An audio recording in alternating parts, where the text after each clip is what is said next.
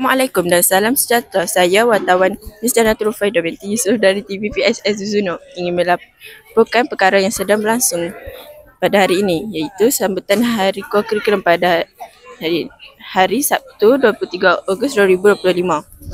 Wartawan Muhammad Nur Iwan bin Muhammad Nur dari TVPSS Zuno. Antara acara yang akan berlangsung ialah persembahan pelajar, ucapan guru serta penyampai anugerah dan sijil penghargaan.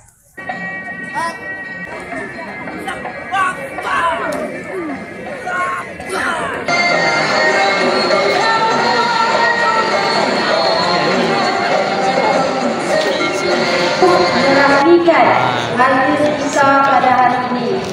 Ucapan terima kasih juga. Assalamualaikum, saya Muhammad Nur Iwan bin Muhammad Nur dari TVPSS Zuno.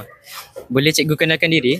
Ya, Assalamualaikum warahmatullahi wabarakatuh. Nama saya Cikgu Nur Syazwani. Saya Cikgu Sains di SMK Bandar Baru Perda. Pengalaman paling menarik yang cikgu perhatikan sepanjang Hari Koko hari ini? Okay, Alhamdulillah, cikgu tengok pada hari ini cuaca sangat baik. Kita dapat menjalankan Hari Koko kita pun dalam suasana yang meriah lah.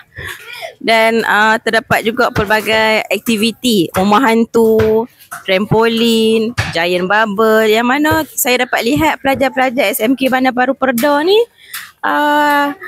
enjoy.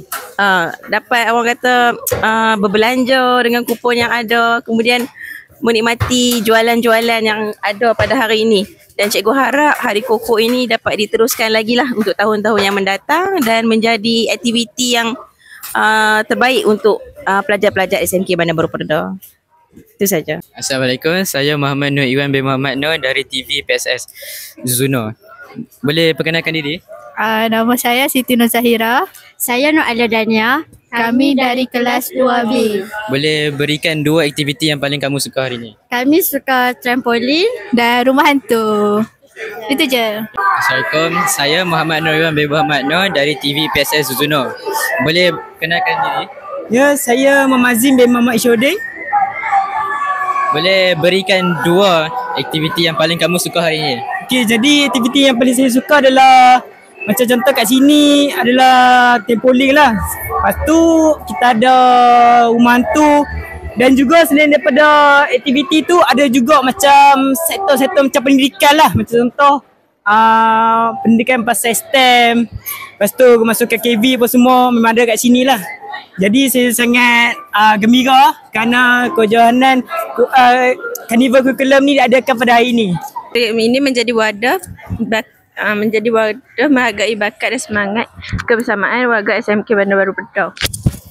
Sekian liputan saya tentang sambutan Hari Kurikulum di SMK Bandar Baru Perda. Laporan berakhir di sini. Saya Muhammad Nur Iwan dari TVPSS Zuno. Sekian, terima kasih.